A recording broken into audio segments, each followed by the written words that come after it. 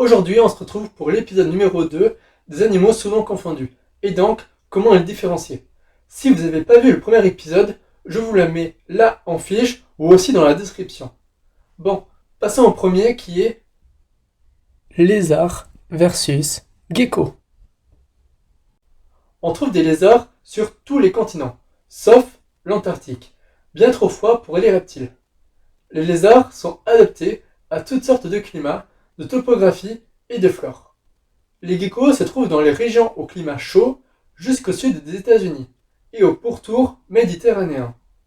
Les lézards ont en général une peau sèche avec des sortes d'écailles, alors que les geckos ont une peau fine et plus tendre parsemée de petites bosses.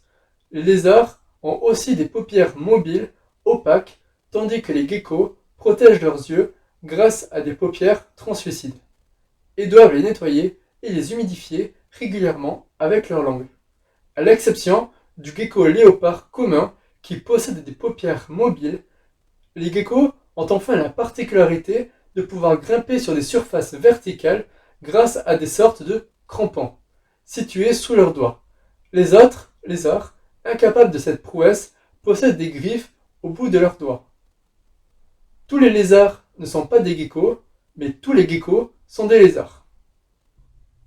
Cochon d'Inde versus gerbille.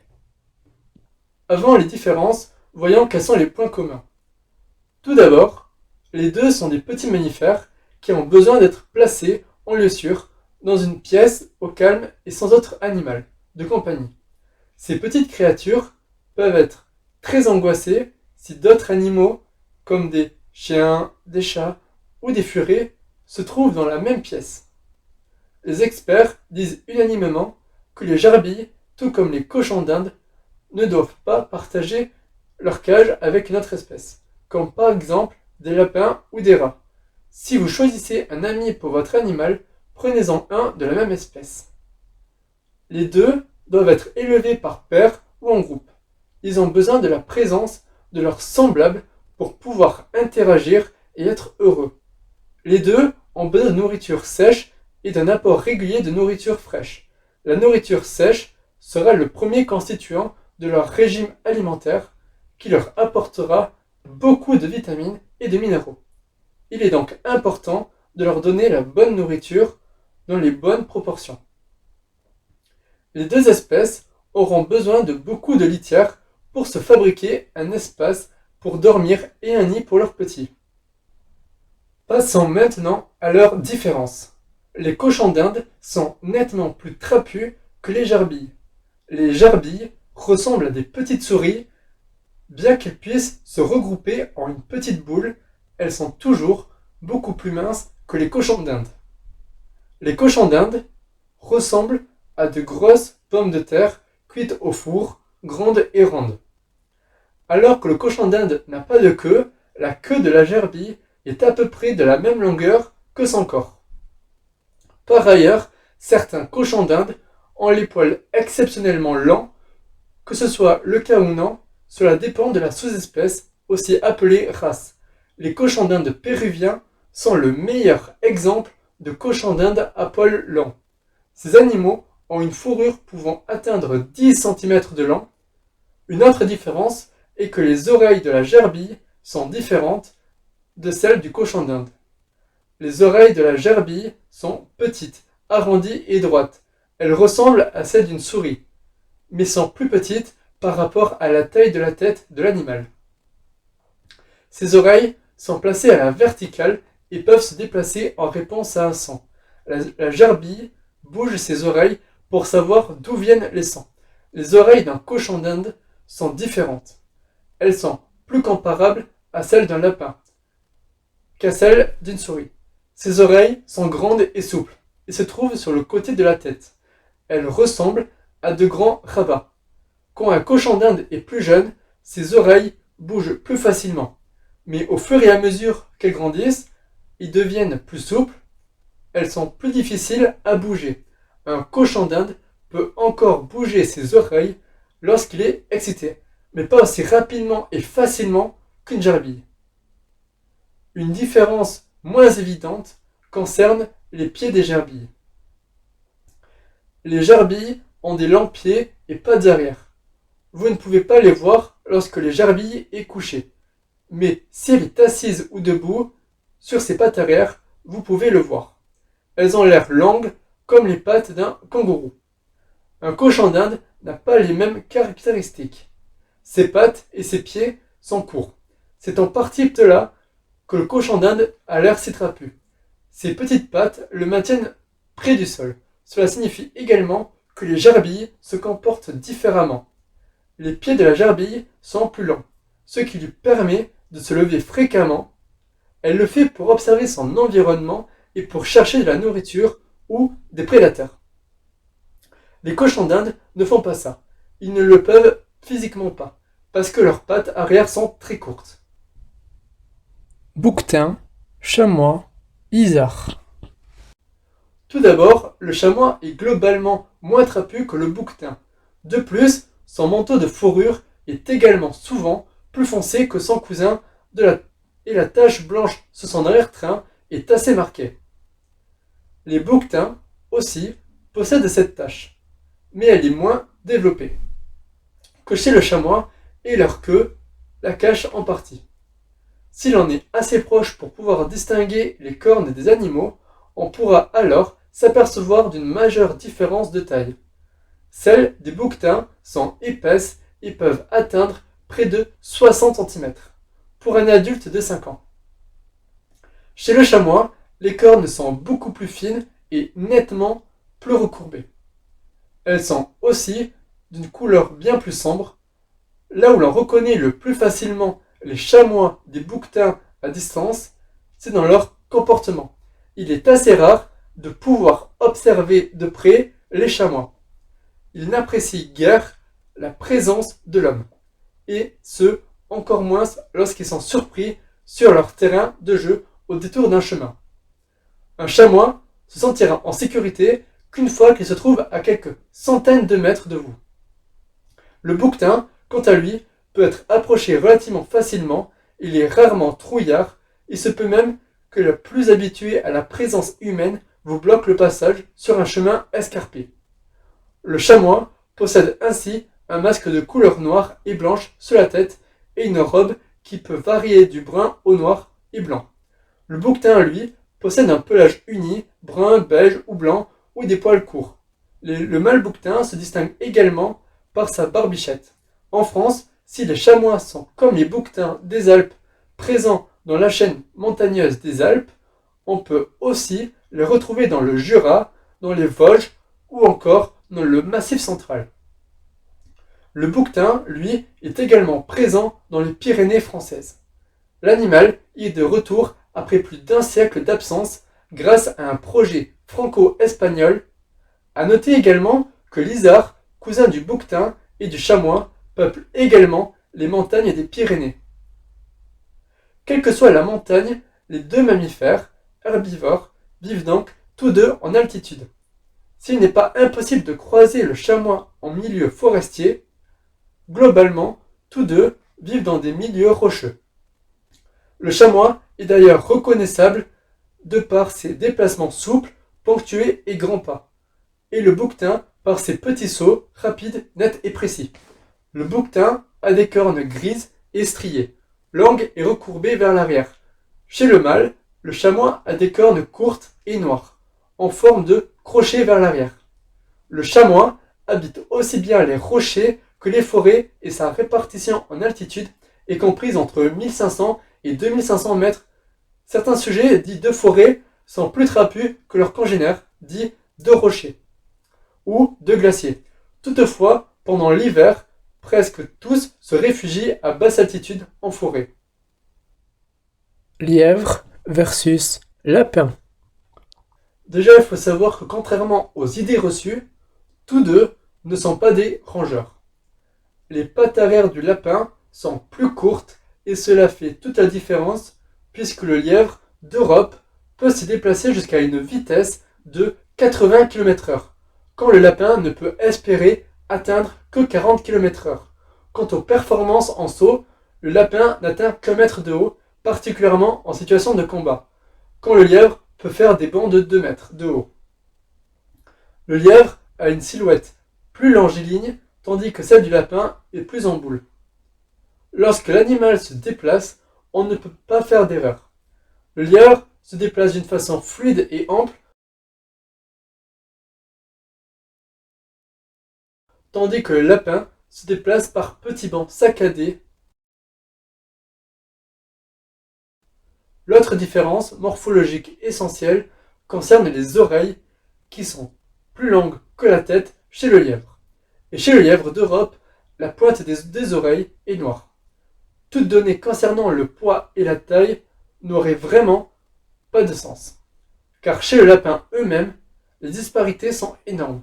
Un lapin pygmée fait en moyenne 25 cm de long pour un poids de 400 grammes environ, tandis qu'un lapin domestique, comme le géant des Flandres, peut faire plus de 10 kg à l'âge adulte et même dépasser les 20 kg dans certains cas, pour plus d'un mètre de long. Si on lit souvent que le lièvre peut vivre seul ou en couple alors que les lapins vivent en groupe, le lièvre reste une espèce sociable à tendance grégaire. Il mène ainsi une grande partie de ses activités nocturnes en petits groupes. Lâche, il ne reste vraiment isolé que le jour durant son repos. Le lapin vit dans un terrier creusé dans la terre, tandis que le lièvre se repose dans un nid à même le sol, appelé gîte, dont il change souvent. Il existe une exception à la règle du lapin fouisseur, le lapin à queue blanche, un type de lapin américain qui ne creuse pas de terrier. Cette différence d'habitat est en lien direct avec l'aspect des petits. Les lèvreaux sont précoces, naissent avec une fourrure complète et capables d'assurer leur propre thermorégulation et leur propre camouflage. Assez rapidement, ils peuvent se disperser à plusieurs mètres autour du gîte et ils sont complètement émancipés à 5 semaines. Chez le lapin, c'est complètement différent. Les lapereaux naissent sans poils et aveugles. Ils doivent rester cachés dans le nid et être soignés et allaités par la lapine durant plusieurs semaines, avant d'être capables de se débrouiller seuls. Enfin, le lièvre d'Europe ne montre jamais de comportement territorial alors que le lapin délimite son territoire par des jets d'urine et des crottes. Et pour chercher sa nourriture, le lapin ne s'éloigne que de quelques centaines de mètres de son terrier quand le lièvre parcourt de plus grandes distances. Éléphant d'Asie versus éléphant d'Afrique. Ces deux pachydermes possèdent une taille et un poids différents. L'éléphant d'Afrique est plus grand et plus lourd que l'éléphant d'Asie. Il mesure 6,50 à 7,50 mètres pour les mâles et peut peser jusqu'à 8 tonnes. L'éléphant d'Asie ne mesure que 6,50 mètres et pèse jusqu'à 5 tonnes pour les plus gros individus. De plus, une deuxième différence existe. Il s'agit bien sûr des oreilles. L'éléphant d'Afrique a de plus grandes oreilles que l'éléphant d'Asie. Cela s'explique par le fait que l'éléphant d'Afrique doit supporter des températures plus importantes que son cousin d'Asie, qui, comme vous le savez, les éléphants régulent leur température corporelle grâce à ses oreilles. Donc, de grandes oreilles lui permet de mieux réguler sa température. Une troisième différence concerne la forme de la tête et du dos. L'éléphant d'Afrique a une tête plus ronde et un dos concave, alors que l'éléphant d'Asie a le dos rond et présente deux bosses sur le crâne. Une différence existe aussi au niveau de leur trempe. La trempe de l'éléphant d'Afrique présente deux protubérances à son extrémité qu'il utilise pour ramasser de la nourriture ou manipuler des objets. La trempe de l'éléphant d'Asie ne possède qu'une seule protubérance. Il existe aussi des différences au niveau d'une partie très recherchée, je parle bien évidemment de défense. Chez l'éléphant d'Afrique, mâles et femelles ont des défenses, alors que chez l'éléphant d'Asie, les femelles ne possèdent pas de défense. La taille des défenses est généralement plus importante chez les pachydermes africains. Une différence de peau. La peau de l'éléphant africain est plus ridée que la peau de l'éléphant asiatique, qui possède plus de poils que l'éléphant d'Afrique. Une aire de répartition différente. L'éléphant d'Afrique vit sur le continent africain alors que l'éléphant d'Asie vit sur le continent asiatique. Des doigts différents, 4 ou 5 3 orteils sur les pattes avant et 3 sur les pattes arrière pour l'éléphant d'Afrique, contre 5 doigts à l'avant et 5 à l'arrière pour l'éléphant d'Asie. Une différence au niveau de leur squelette. Il se trouve que le squelette de ces deux familles continentales ne sont pas exactement les mêmes. L'exemple de la plus facile à présenter est le nombre de vertèbres, qui constituent l'arc dorsal de l'animal. Elles sont au nombre de 20 en Afrique contre 21 en Asie. Comme quoi, même leur structure interne diffère jusqu'à leur colonne vertébrale. Passons maintenant à deux animaux qui se trouvent aussi sur le continent africain et asiatique. Rhinocéros africain versus rhinocéros indien. Pour distinguer un rhinocéros africain d'un rhinocéros indien, rien de plus simple. Il suffit de compter ses cornes. En effet, les rhinocéros africains blancs ou noirs possèdent 2 cornes, alors que le rhinocéros indien possède seulement une corne. Le rhinocéros possède une peau qui ressemble plus à une armure que celle qui vit en Afrique, ainsi que la localisation. L'un vit en Afrique et l'autre en Inde, comme l'indique leur nom. Phoque, otarie, morse, lion de mer, éléphant de mer. L'otarie appartient à la famille des otariidés, qui comprend également les lions de mer. Elle se distingue de la famille des phociidés, réunissant les phoques et les lions de mer. D'abord par ses oreilles. Elles sont visibles à la différence des phociidés qui n'ont pas de pavillon. Plus frappant encore, l'otarie se déplace beaucoup plus facilement que le phoque sur terre. Ses membres sont plus grands et lui permettent de prendre appui sur le sol. En somme, l'otarie marche tandis que le phoque rampe. Ses membres antérieurs sont aussi plus lents, lui permettant de les utiliser comme gouvernail. Lorsqu'elle nage,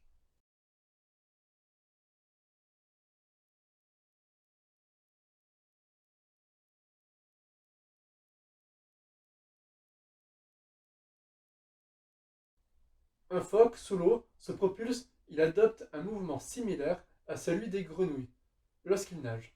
Leurs nageoires restent plaquées contre leur corps.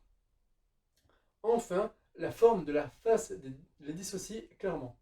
Une otarie a le museau plus développé et des canines plus visibles. La famille des phociidés se répartit essentiellement dans les eaux tempérées subalptiques, alors que les otaries se répartissent dans les eaux australes et dans le Pacifique. Les lions de mer, aussi appelés otaries de Steller, font eux aussi partie de la famille des otariidés. Mais contrairement aux otaries, les lions de mer sont plus grandes et vivent au sud de la Californie, sur la côte de l'océan Pacifique jusqu'au Japon. Pour se souvenir que l'otarie possède un pavillon auriculaire contrairement au phoque, on peut se dire que le mot otarie et oreille commencent par la même lettre. Par ailleurs, pour se souvenir que l'otarie arrive à se tenir sur ses 2 nageoires avant, lorsqu'elle est sur terre, on peut se dire que si on prend la première syllabe de otarie, cela donne hôte dans le sens où elle arrive à se tenir droite contrairement au phoque. L'éléphant de mer fait partie de la famille des phociidés. C'est un très grand phoque reconnaissable à son gros nez qui forme une sorte de trempe. Les phoques sont très à l'aise dans l'eau et maladroits sur terre. L'éléphant de mer peut rester 2 heures en apnée et plonger jusqu'à 2 mm de profondeur. Il peut peser jusqu'à 3 tonnes et mesurer 5 mètres. Le morse est un cousin de l'otarie qui vit dans les régions arctiques. C'est un animal de la famille des Zodobonidés, constitué pour la plupart d'espèces fossiles. Le morse est très grand et lourd, pesant jusqu'à 2 tonnes, il est reconnaissable à ses très longues canines. Cerf, daim, renne, élan, chevreuil. Les cerfs vivent dans les régions tempérées d'Europe et d'Asie. Il est le plus grand mammifère sauvage en France. La femelle du cerf est la biche. Il est plus imposant, presque 2 fois plus haut au garrot que le chevreuil. Les rennes vivent dans les régions froides de Scandinavie et d'Asie du Nord. En Amérique du Nord, les rennes sont appelées caribous. La femelle du renne n'a pas de nom particulier. En revanche, elle est la seule cervidée vue dans cette vidéo à posséder des bois comme le mâle. Les élans vivent dans des régions froides au sein des forêts de conifères de la taïga. En Amérique du Nord, l'élan est appelé orignal. La femelle de l'élan ne possède pas de nain. L'élan est le plus grand de tous les cervidés. Le chevreuil vit dans les forêts de feuillus et de conifères d'Europe et d'Asie. Le mâle est appelé brocard, tandis que la femelle est appelée chevrette. Le chevreuil est le plus petit des cervidés et ne présente pas de queue. Il porte sur le fessier une tache claire et érectile que l'on nomme le miroir. En hiver, elle apparaît blanche et en été plutôt jaunâtre. Le daim vit dans les forêts de feuillus en prairies arbusives d'Europe. La femelle du daim est appelée daine. Le daim possède des petits bois et surtout un pelage clair moucheté et tacheté de blanc.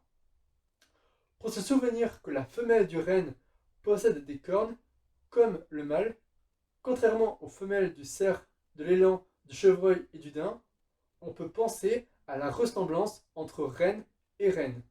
Les deux possèdent cornes et couronnes. Pour se souvenir que la femelle du cerf est la biche, on peut penser au pays de la Serbie, pour cerf-bi. Cochon, sanglier, phacochère, porc. La différence entre un phacochère et un sanglier, c'est que les phacochères ont des défenses incurvées vers le haut. La longueur du corps varie de 90 à 150 cm et leur poids est d'environ 50 à 75 kg. Leur tête est disproportionnellement grande et large, ce qui est une caractéristique unique des phacochères. Leur corps est peu couvert de poils, mais ils ont une crinière distincte, mais la couleur générale de leur corps est noir ou brun noirâtre. Le sanglier a des canines proéminentes, a le poil raide et ne vit que dans les régions boisées d'Europe et d'Asie. Alors que le phacochère vit en Afrique, les sangliers ont une tête large, a des membres relativement courts comparés à la taille de leur corps. Leur corps varie de 120 à 180 cm de long et leur hauteur n'est que de 10 cm, de moins qu'1 mètre. Le poids corporel peut varier de 50 à 90 kg. La fourrure du sanglier est constituée de poils durs et de poils fins. La coloration est gris foncé, marron ou noir. Mais nos porcs restent interfécants. Ils ont toujours été avec le sanglier. Ils peuvent prétendre à une descendance commune, fertile, parfois appelée sanglochant ou cochanglier. Tout cela fait pencher en faveur d'une seule espèce. Certes variable, cependant, les sangliers possèdent des défenses, contrairement aux cochons, qui lui n'en possèdent pas. Et pour ceux qui ne aient de la différence entre cochon et porc, eh bien le cochon est l'animal vivant, alors que le porc est plutôt l'animal mort. Lama, alpaga, vigogne, guanaco.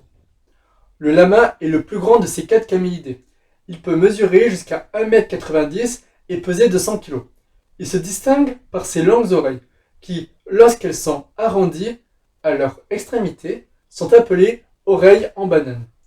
De par sa carrure, il est généralement utilisé comme bête de somme. Malheureusement, il vous faut savoir que votre rêve de parcourir les montagnes à dos de lama en restera un. En effet, le lama peut transporter une charge maximale de 50 kg et sur une courte distance, environ 10 km. Il est également utilisé pour sa viande, dans les Andes, dont il est originaire. On retrouve le lama jusqu'à environ 4000 mètres d'altitude, rendu célèbre pour son mauvais caractère, par la bande dessinée Tintin, le Temple du Soleil, dans laquelle on peut voir le capitaine Haddock se faire cracher dessus. Le lama est en réalité un animal sociable qui crache uniquement lorsqu'il se sent en danger. Il y a donc très peu de risques de vous retrouver éclaboussé. De plus, c'est un animal intelligent capable de comprendre rapidement les ordres qui lui sont donnés. On le retrouve en France dans les zoos, fermes ou cirques. Rappelez-vous de Serge le lama dans un tramway de Bordeaux en 2013. Plus petit que son cousin le lama, l'alpaga mesure jusqu'à 1,50 m. Il se distingue également par son pelage touffu et dense qui recouvre tout son corps. Il a de petites oreilles droites, une caractéristique déterminante pour le différencier du lama. On le retrouve jusqu'à 5000 mètres d'altitude. l'alpaga est principalement connu pour sa laine. D'ailleurs, nous allons avoir tendance à plutôt parler de fibres d'alpaga. Celle-ci est d'une très grande qualité, plus chaude que la laine de mouton, hypoallergique et d'une douceur incomparable. C'est un produit très cher sur le marché. Elle est même considérée comme l'or des Andes. Il existe deux types d'alpaga. Le suri, dont les poils sont très lents et tombent comme des deadlocks le long de son corps. Le wakaya, dont la toison est plus moelleuse et le fait ressembler à une peluche. Mais l'utilité des alpagas ne s'arrête pas là. Ils sont en effet les acteurs de la protection de l'environnement en Équateur. La vigogne est la plus petite de toutes les camélidés. Elle mesure au maximum 1,30 m. Très fine, elle se distingue par une silhouette gracieuse et délicate. Contrairement à ses cousins, elle n'a jamais été domestiquée et vit encore à l'état sauvage, sous la protection de différents États sud-américains. Elle vit jusqu'à 5700 mètres. Vous pouvez la voir dans son état naturel lors de votre voyage en Amérique du Sud. Au Pérou, comme en Équateur, l'État autorise sa tonte une fois par an. En effet, la laine de vigogne, d'une qualité exceptionnelle, encore meilleure que celle de l'alpaga, vaut une vraie fortune. À l'époque des Incas, il était interdit à quiconque, hors de la royauté, de porter des vêtements à base de fibres de vigogne. Il existe un dernier type de camélidé, en Amérique du Sud, le guanaco. Sa taille est similaire à celle du lama, mais il est plus élancé et gracieux que ce dernier. Sa fourrure est également moins épaisse et un visage gris avec de petites oreilles droites. Tout comme la vigogne, il n'a jamais été domestiqué et se trouve uniquement à l'état sauvage.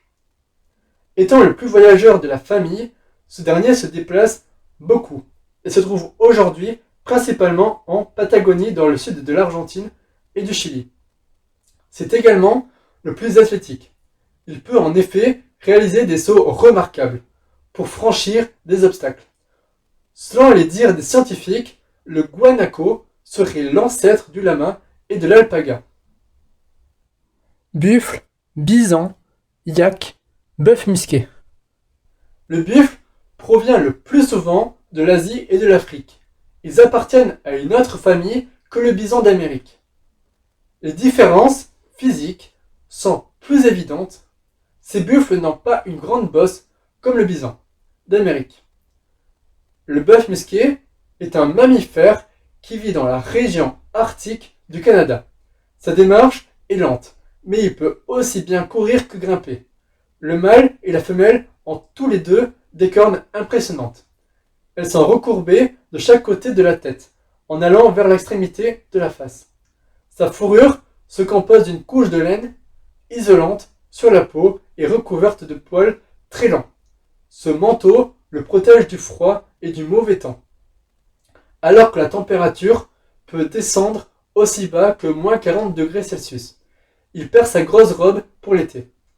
Ses sabots sont ronds. Il ne cale donc pas dans la neige. Il s'en sert pour creuser la neige pour trouver sa nourriture en hiver.